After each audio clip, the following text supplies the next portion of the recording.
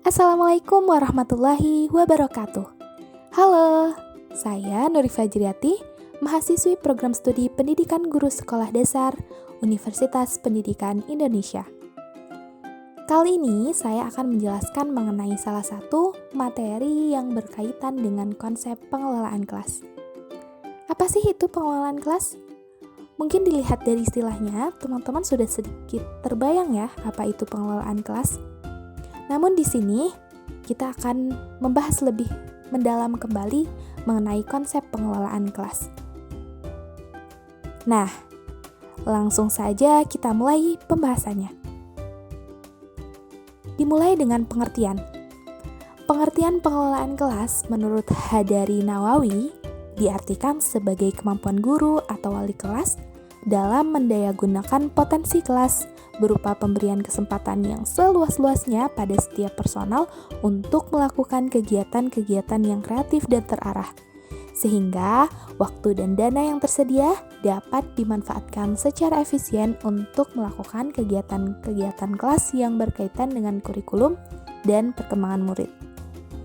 Kemudian, Suharismi Arikunto menjelaskan pengelolaan kelas adalah suatu usaha yang dilakukan oleh penanggung jawab kegiatan belajar mengajar atau yang membantu dengan maksud agar dicapai kondisi optimal, sehingga dapat terlaksana kegiatan belajar yang diharapkan. Dapat disimpulkan bahwa pengelolaan kelas adalah suatu upaya memberdayagunakan potensi kelas yang ada seoptimal mungkin untuk mendukung proses interaksi edukatif mencapai tujuan pembelajaran. Pada intinya, pengelolaan kelas adalah kunci efektivitas dan optimalisasi pembelajaran di kelas.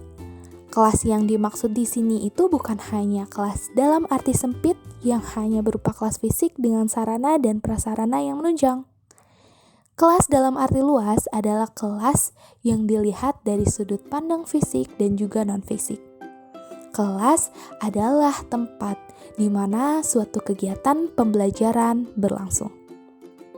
Lalu, apa sih sebenarnya tujuan dari pengelolaan kelas? Berikut beberapa tujuan pengelolaan kelas. Di antaranya, yang pertama, menghilangkan berbagai hambatan. 2. Membimbing dan membina siswa dengan berbagai latar belakang dan sifat-sifatnya sendiri. 3. Terciptanya suasana atau kondisi belajar mengajar yang kondusif. Dan 4. Terjadi hubungan baik antara guru dengan siswa dan siswa dengan siswa lainnya. Secara garis besar, terdapat 2 kegiatan dalam pengelolaan kelas, yaitu 1. Pengaturan siswa dan 2. Pengaturan fasilitas. Kita bahas nomor 1 terlebih dahulu. Pengaturan siswa. Pengaturan siswa dalam pengelolaan kelas diantaranya mencakup pembentukan organisasi siswa, pengelompokan siswa, penugasan siswa, pembimbingan siswa, pembinaan atau raport, kedisiplinan siswa, serta raport dan kenaikan kelas. Yang kedua adalah pengaturan fasilitas. Pengaturan fasilitas dalam pengelolaan kelas meliputi pengaturan tempat duduk, pengaturan alat-alat pengajaran, penataan keindahan dan kebersihan ruang kelas, serta ventilasi dan pengaturan cahaya. Bagaimana?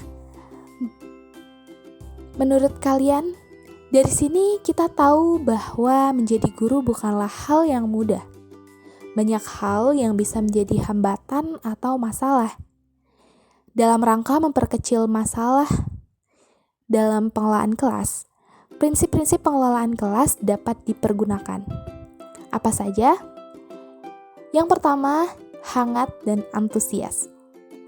Hangat dan antusias diperlukan dalam proses belajar mengajar. Guru yang hangat dan akrab dengan anak didik selalu menunjukkan antusias pada tugasnya atau pada aktivitasnya akan berhasil dalam mengimplementasikan pengelolaan kelas. Yang kedua adalah tantangan.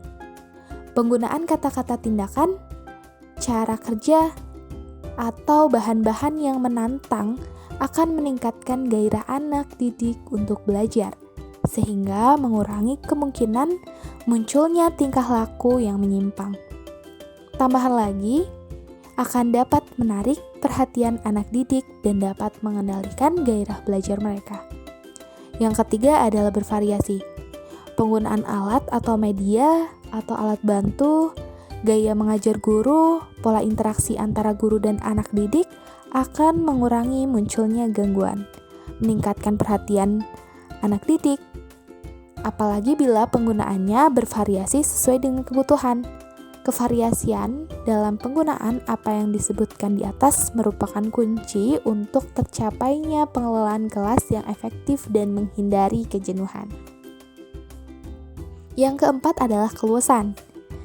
Keluasan tingkah laku guru untuk mengubah strategi mengajarnya dapat mencegah kemungkinan munculnya gangguan anak didik, serta menciptakan iklim belajar mengajar yang efektif. Keluasan pengajaran dapat mencegah munculnya gangguan seperti keributan anak didik, tidak ada perhatian, tidak mengerjakan tugas, dan sebagainya. Kemudian yang kelima adalah penekanan pada hal-hal yang positif. Pada dasarnya, dalam mengajar dan mendidik, guru harus menekankan pada hal-hal yang positif dan menghindari pemusatan perhatian anak didik pada hal-hal yang negatif. Penekanan pada hal-hal yang positif yaitu penekanan yang dilakukan guru terhadap tingkah laku anak didik yang positif daripada mengomeli tingkah laku yang negatif. Penekanan tersebut dapat dilakukan dengan pemberian penguatan yang positif dan kesadaran guru untuk menghindari kesalahan yang dapat mengganggu proses belajar mengajar. Dan yang terakhir adalah penanaman disiplin diri. Tujuan akhir dari pengelolaan kelas adalah supaya anak didik dapat mengembangkan disiplin diri sendiri. Karena itu, guru sebaiknya selalu mendorong anak didik untuk melaksanakan disiplin diri sendiri dan guru sendiri hendaknya juga menjadi teladan mengenai pengendalian diri dan pelaksanaan tanggung jawab. Jadi, guru harus disiplin dalam segala hal bila ingin anak didiknya ikut berdisiplin dalam segala hal. Sejalan dengan uraian disiplin, maka suasana tertib dan teratur penuh dinamika dalam melaksanakan penanaman disiplin pada diri sendiri akan terwujud apabila setiap personal mengetahui posisi dan fungsinya di kelas dalam rangka melaksanakan berbagai kegiatan. Inilah hal yang penting. Semua, baik itu guru maupun siswa, harus merasa memiliki kelas tersebut. Nah, itu tadi sedikit penjelasan mengenai konsep pengelolaan kelas. Sebagai calon guru ataupun seseorang yang sudah menjadi guru, sangat penting untuk memahami kembali makna sebenarnya dari pengelolaan kelas. Jangan pernah berhenti untuk belajar. Teruslah berusaha untuk meningkatkan kompetensi diri. Karena dari kitalah calon-calon generasi penerus bangsa tumbuh. Kewajiban seorang guru bukan hanya mengajar, namun lebih dari itu, seorang guru harus bisa mendidik. Terakhir, mari kita maknai semboyan pendidikan dari Ki Hajar Dewantara. Ing ngarsa sung tulodo, ing madya mangun karsa, tuturi handayani. Artinya, di depan memberi teladan, di tengah membangun kemauan, di belakang memberi dorongan dan pengaruh. Semoga kita bisa menjadi pendidik yang baik. Sekian dari saya. Wassalamualaikum warahmatullahi wabarakatuh. Terima kasih telah menonton video ini. Dadah!